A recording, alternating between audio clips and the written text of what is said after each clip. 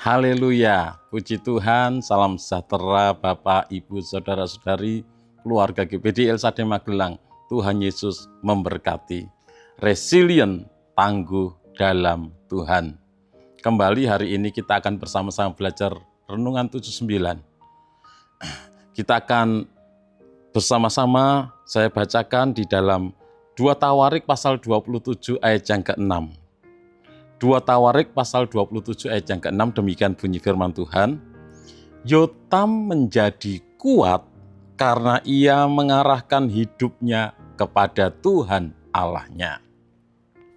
Yotam menjadi kuat karena ia mengarahkan hidupnya kepada Tuhan Allahnya. Bapak, Ibu, Saudara, semua orang ingin menjadi seorang yang kuat. Ada orang yang mengejar kekuatan melalui pendidikan sehingga dia sekolah setinggi-tingginya. Ada orang yang mengejar kekuatan dengan melalui jabatan, melalui kekuasaan sehingga dia bekerja dengan baik dan mengejar supaya dia mendapat posisi yang tinggi di dalam pekerjaannya.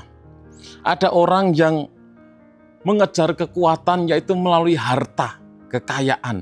Karena kalau punya banyak uang, dia bisa menyuruh orang, mengatur orang dengan membayarnya.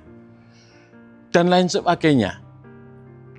Namun firman Tuhan menunjukkan bahwa ada kekuatan yang jauh lebih penting, yaitu kekuatan rohani. Di tengah dunia yang penuh dengan tantangan, di tengah dunia yang penuh dengan pergumulan, di tengah dunia yang penuh dengan ketidakpastian, kita membutuhkan kekuatan yang berasal dari Tuhan. Bukan kekuatan yang dari dunia ini, tapi sebagai umat-umat Tuhan, kita membutuhkan kekuatan yang berasal dari Tuhan. Raja Yotam menjadi contoh seorang pemimpin yang kuat. Bukan karena tentaranya yang banyak, bukan karena kekayaannya, tetapi karena ia mengarahkan hidupnya kepada Tuhan. Menarik di sini, Yotam memiliki ayah yang bernama Uzia. Dan Raja Uzia, ayah dari Yotam, ketika dia hidup menjadi raja, memulai hidupnya dengan baik. Tetapi ketika sudah menjadi kuat, ketika diberkati Tuhan, maka Uzia menjadi seorang raja yang sombong dan akhirnya jatuh ke dalam dosa. Itu dicatat dalam 2 Tawarik pasal 26 ayat yang ke-16. Namun Yotam di dalam pasal yang ke-27 ini belajar dari kegagalan ayahnya. Yotam memilih hidup setia kepada Tuhan. Ayat ini mengajarkan bahwa kekuatan sejati lahir dari hubungan yang benar dengan Allah. Kekuatan dimulai dari arah hidup yang benar, itu yang pertama. Jadi kekuatan itu dimulai dari arah hidup yang benar. Yotam menjadi kuat, kenapa? Karena arah hidupnya benar. Dia mengarahkan hidupnya kepada Tuhan Allahnya. Kata mengarahkan menunjukkan keputusan yang disengaja. Jadi mengarahkan hidupnya. Yotam sengaja mengambil keputusan untuk mengarahkan hidupnya kepada Tuhan Allahnya. Yotam tidak mengikuti arus dunia, tetapi menetapkan Tuhan sebagai pusat hidupnya.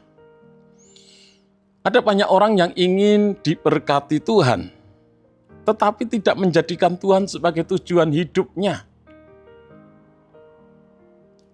Mengarahkan hidup kepada Tuhan berarti menjadikan hidup. Mengarahkan hidup kepada Tuhan berarti menjadikan firman Tuhan sebagai pedoman. Firman Tuhan dijadikan pedoman dalam hidupnya. Di dalam setiap mengambil tindakan, mengambil keputusan, firman Tuhan itu yang menjadi pedomannya. Mengarahkan hidup kepada Tuhan itu juga memiliki arti mencari kehendak Tuhan dalam setiap keputusan. Ketika mau mengambil keputusan, bertanya kepada Tuhan, apakah keputusannya akan diambil itu sesuai dengan firman Tuhan atau tidak? Mengarahkan hidup kepada Tuhan juga berarti hidup di dalam doa. Selalu berdoa kepada Tuhan. Ada hubungan yang intim dengan Tuhan. Mengarahkan hidupnya kepada Tuhan. Taat meskipun tidak mudah. Mengarahkan hidup kepada Tuhan akan menuruti apa yang menjadi kehendak Tuhan. Sekalipun itu tidak gampang. Tapi tetap melakukan apa yang Tuhan mau, bukan yang kita mau. Seperti jarum kompas yang selalu menunjuk ke arah utara. Demikian juga hati kita sebagai orang-orang percaya harus selalu tertuju kepada Tuhan. Firman Tuhan katakan, Amsal 3 ayat yang kelima, percayalah kepada Tuhan dengan segenap hatimu dan janganlah bersandar kepada pengertianmu sendiri. Jadi percaya kepada Tuhan, selalu mengarahkan hidup kita kepada Tuhan. Mazmur 119 ayat 105, firman Tuhan itu pelita bagi kaki kita, terang bagi jalan kita. Matius 6 ayat 33, carilah dahulu kerajaan Allah dan kebenarannya, maka Allah akan menambahkan kepada kita. Jadi ketika kita mengarahkan hidup kita kepada Tuhan, ya Tuhan akan senantiasa memimpin langkah hidup kita. Kita akan menjadi orang-orang yang kuat secara rohani ketika kita mengarahkan hidup kita kepada Tuhan. Sebelum mengambil keputusan, bertanyalah, apakah ini sesuai dengan kehendak Tuhan atau tidak? Yang kedua, kekuatan itu bertumbuh melalui kesetiaan sehari-hari. Yotam bukan seorang raja yang paling terkenal, bukan. Tetapi Yotam dikenal sebagai raja yang setia kepada Tuhan. Dan kesetiaan itu tidak dibangun dalam satu hari.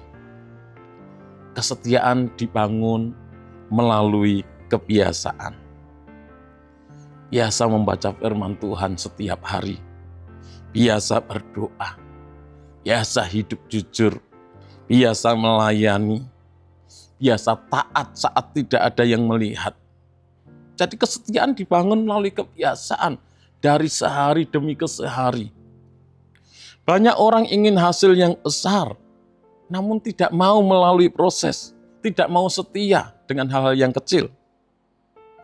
Bapak Ibu, Tuhan lebih menghargai kesetiaan daripada aktivitas kita, kehadiran kita,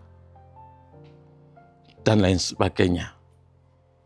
Sebuah pohon besar tidak menjadi kuat dalam semalam. Tetapi akarnya itu akan bertumbuh setiap hari. Sedikit demi sedikit akan terus bertumbuh. Ketika badai datang, pohon itu tetap berdiri karena akarnya kuat.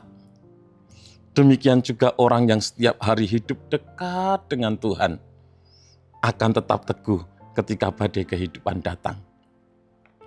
Jadi kekuatan itu akan bertumbuh ketika kita dekat dengan Tuhan. Kekuatan bertumbuh melalui kesetiaan sehari demi sehari, sedikit demi sedikit. Yang selanjutnya, kekuatan yang berasal dari Tuhan membuat kita tetap rendah hati. Yotam berbeda dengan ayahnya, Uzia. Uzia menjadi sombong ketika diberkati Tuhan. Yotam justru semakin dekat kepada Tuhan ketika diberkati, ketika diberi kepercayaan. Yotam justru semakin dekat kepada Tuhan. Dan bahaya terbesar dalam kehidupan kita orang-orang percaya ketika berhasil menjadi sombong. Ketika diberkati, melupakan Tuhan. Ketika kuat, merasa tidak membutuhkan Tuhan lagi. Padahal semua kekuatan itu sumbernya dari Tuhan. Semua kekuatan itu berasal dari Tuhan. Kalau kita sombong, ya Allah menentang orang yang congkak, tapi mengasihani orang yang rendah hati. Filipi 4 ayat 13 dikatakan, segala perkara dapat kutanggung di dalam Dia yang memberi kekuatan kepadaku. Jadi Tuhan itulah sumber kekuatan yang sesungguhnya. Orang yang benar-benar kuat justru sadar bahwa tanpa Tuhan ia tidak dapat melakukan apapun. Itu orang yang benar-benar kuat. Dia akan menyadari bahwa tanpa Tuhan dia tidak dapat melakukan apapun. Karena sumber kekuatannya adalah dari Tuhan. Kekuatan rohani membuat kita berdampak bagi orang lain. Yotam memimpin kerajaan Yehuda dengan baik. Orang yang hidup dekat dengan Tuhan bukan hanya diberkati untuk dirinya sendiri, tetapi menjadi berkat bagi orang lain, menjadi berkat bagi keluarganya, menjadi berkat bagi masyarakat. Bapak Ibu, dunia membutuhkan orang-orang percaya yang jujur ketika banyak orang yang curang. Ketika orang di sekitar kita itu banyak yang tidak jujur, kita tetap hidup jujur. Tetap mengasihi ketika banyak orang yang membenci. Tetap setia ketika banyak orang yang menyerah. Dan kekuatan rohani selalu menghasilkan pengaruh yang baik. Puji Tuhan, dunia mengajarkan kekuatan berasal dari dunia, dari uang, dari kekuasaan, dari kemampuan. Tapi firman Tuhan mengajarkan kekuatan sejati berasal dari hidup yang diarahkan kepada Tuhan. Terima kasih kepada Bapak Ibu Saudara semuanya yang sudah dengan setia mengikuti Renungan 79, kiranya menjadi berkat bagi kita semuanya. Bagi Bapak Ibu Saudara yang ingin didoakan dengan pokok doa tertentu atau ingin menyampaikan kesaksian dapat menyalurkan melalui chat WhatsApp di nomor 0813 2742 0088. Mari kita berdoa. Terima kasih Tuhan, Engkaulah sumber kekuatan kami boleh ada apapun keadaan kami, itu semua hanya karena anugerah-Mu. Kami mau menjadi umat-umat-Mu yang terus mengarahkan hidup kami hanya kepada Engkau. Kami mau hidup sesuai dengan firman-Mu, berpegang kepada segala perintah-Mu. Engkau yang memimpin kami, Engkau yang menuntun kami. Berkati seluruh keluarga GPD El Shaddai Magelang dimanapun mereka berada. Kiranya kami menerima segala hikmat dan pengertian yang benar untuk mengetahui kehendak Tuhan dengan sempurna, sehingga hidup kami layak di hadapannya, serta berkenan kepadanya dalam segala hal. Dalam nama Tuhan Yesus Kristus kami berdoa bersyukur. Haleluya. Amin.